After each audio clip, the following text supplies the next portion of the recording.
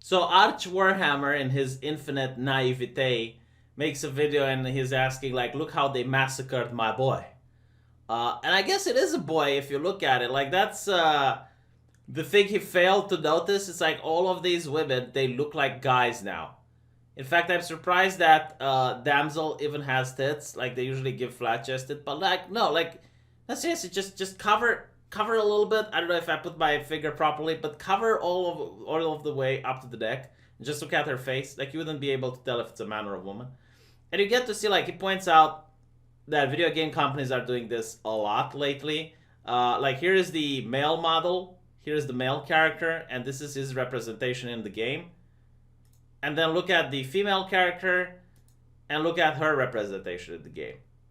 And he goes on and he points how, yeah, this is the female model, and this is how she looks like in the game. It's like completely androgynous. You wouldn't even be able to tell if this is a guy or a girl, right?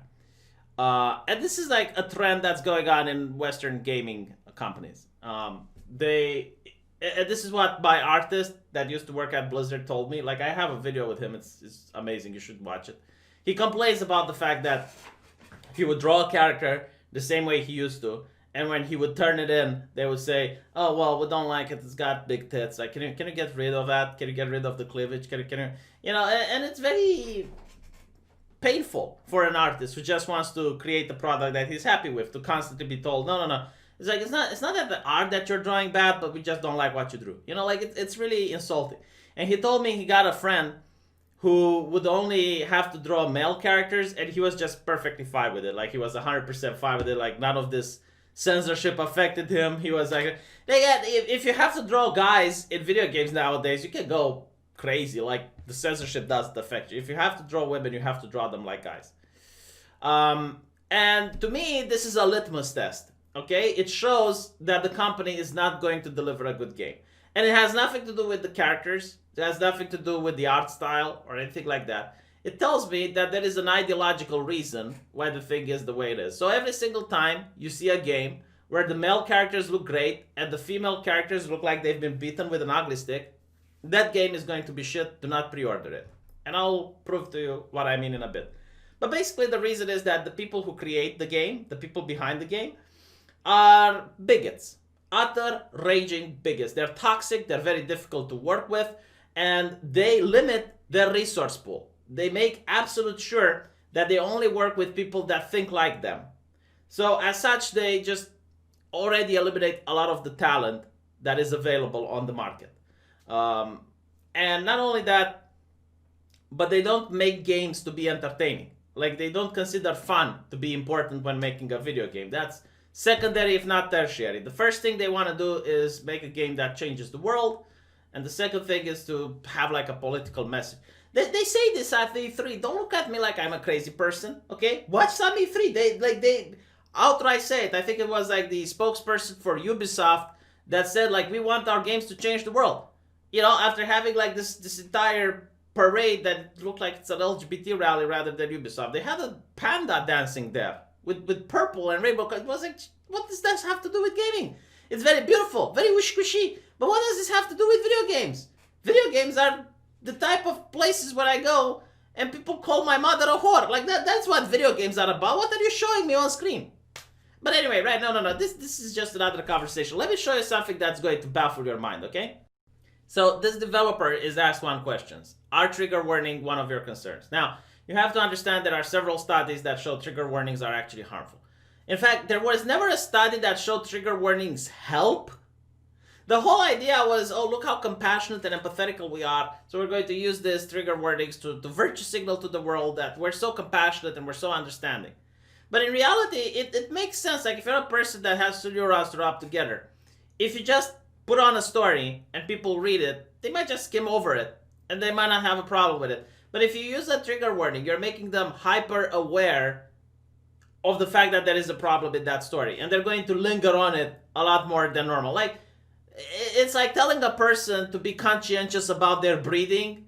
The next couple of seconds is going to be very uncomfortable for them, because then they have to realize, oh, I have to inhale, I have to exhale. You basically, just... So yeah, like trigger warnings are bad. But anyway, the person says, We are 100% concerned about that some content in the game could be difficult for players living with trauma or a mental health issue.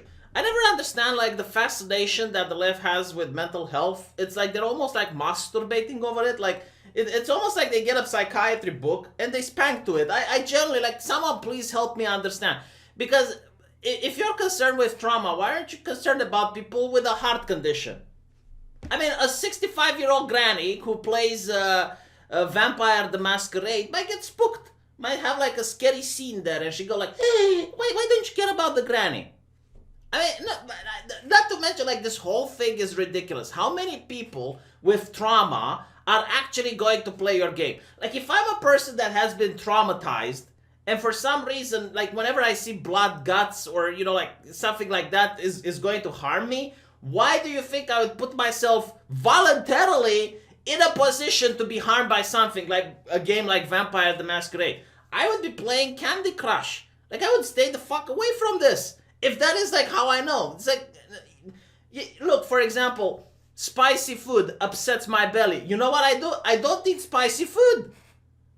I'm not some sort of sadist that enjoys hurting myself. So this is like why this is just, you do not care about people with trauma, okay? Shut the fuck up. You don't even have a psychiatrist in your development team. I would be shocked. I would make a Pikachu face if I find out that you actually hired a psychiatrist in order to show concern for the people with trauma that play your freaking game. But no, it's like, look how virtuous they are. Look how much they care. Look how much this corporation cares about the people with trauma. It's like, oh yeah, okay, right. So then they go on, and just so you can see how stupid all of this is. Like, you will bear with me. You will sit here, and you will go through this layer upon layer of human stupidity. For the Malkavians, we will make sure to describe to the player what they may experience when playing. But what may be difficult for us is making some of the systemic or scripted events turn on or off selectively. We are moving away from the fishmalk portrayal for this iteration of Bloodlines, so we expect the Malkavians to be a much more unsettling or scary experience this time around. You know, like, so far it's perfect. I got nothing to complain. It's like a game that's called Vampire The Masquerade. Scary is why I probably want to play this game. But then they go into Insanity La La Land. Rachel and I have discussed some ways to be kinder to players who might have PTSD issues in particular. Oh, get the fuck out. You know, like, so like what? Players who are coming from Vietnam? I generally do not understand. Like, the thing that pisses me off the most is that PTSD used to be called shell shock. You know, it was something horrible. Then it was called battle fatigue, and then it's called PTSD, to the point where people self-diagnose themselves, and I'm not even kidding, like, oh, I got tweets that sent me PTSD, oh, blah, blah, blah. And they do this because they want recognitions from the people around them. It's like, okay, if you have PTSD, maybe you shouldn't be playing video games that are over the age of 18. Just say, like, don't, you know, it's like you're allergic to a type of food. Okay, stay the fuck away from that food. Don't hurt yourself. What is wrong with you? But anyway, right, so they're like, their entire, no, just think about it this way. This whole company dedicates resources for like what, 0.0.1%? Like, how many people do you think have PTSD that play Vampire The Masquerade? How many resources have been pushed into this when you could have put them into something else? And look at it. So one of the things we are considering pitching to the team is a part of the accessibility menu where we outline the thematic concept of each mission so that you can prepare yourself ahead of time for a particular mission. In other words, spoilers. Why would they even want spoilers? I hope you have a way to turn this shit off. Because I wouldn't want to get spoiled when I do a mission. It's like, oh yeah, there's going to be blood, gore, there might be a little bit of rapé. Choose not to play a side mission that might involve some issues you feel uncomfortable about. Or look at this, like, look how much they infantilize people. No, just, oh God. Or grab a friend or partner to play through certain content with you. Mommy, the secondary mission in Vampire The Masquerade looks kind of scary. Can you sit in the room and hold my hand? Can we get a list of these people that are going to benefit from this feature? Because like, look, it's for their benefit that they're not around me. Okay, I am a very outspoken person. I'm not self-censoring at all. And I want to be like a walking trigger warning for these people. You know, do not interact. Like, interacting with me is not a human right. You don't have to. You don't have to. It's like, it's just... I will interact with you, but I don't think you will enjoy the interaction, is what I'm saying. What we do is give players a rundown in that menu of what to expect from Alcavian playthrough so that you can make a more informed choice about whether you feel comfortable playing that way. That way we are not changing the experience, but we are giving you space and time to consider when you'd like to continue. How do these people go through life? Like, no, seriously. Kara, you have never seen a person with PTSD. Like, no, seriously. It's fucked up. I have seen people with actual PTSD, okay? It's a condition that I wouldn't wish on anyone.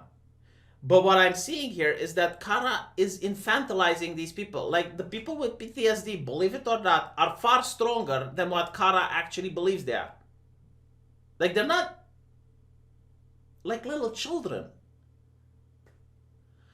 Does that sound a good idea to you? This is all still being worked out, of course, but we really care about it, and I hope to blah, blah, blah. You know, like, again, these are the people that they address. These are the people they consider gamers. If you go and you say, hey, I don't like the fact that the vampire females look like men. Can you actually make them look like women? They would ban you from the forum. But the moment you're like, oh yes, are you triggering people? Oh no, we're not triggering people. Oh no, we're not triggering people. They do not understand their target demographic. They do not understand their market. They're not making games for you, which is why you probably won't end up enjoying them. Okay? And what the fuck is this? Like, helpful times 6, agree times 5. Jeez. This is why it's a litmus test. When you see ugly bitches in video games and the men look like Conan the Barbarian, do not pre-order that game. Trust me, I'm saving you money.